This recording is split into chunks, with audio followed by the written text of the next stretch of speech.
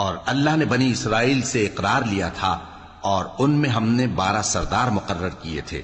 और अल्लाह ने फरमाया कि मैं तुम्हारे साथ हूं, अगर तुम नमाज पढ़ते और ज़कात देते रहोगे और मेरे पैगंबरों पर ईमान रखोगे और उनकी मदद करते रहोगे और अल्लाह को कर्ज हसन दोगे, तो मैं तुमसे तुम्हारे गुनाह दूर कर दूंगा और तुमको बहिश्तों में दाखिल करूंगा जिनके नीचे नहरें बह रही हैं।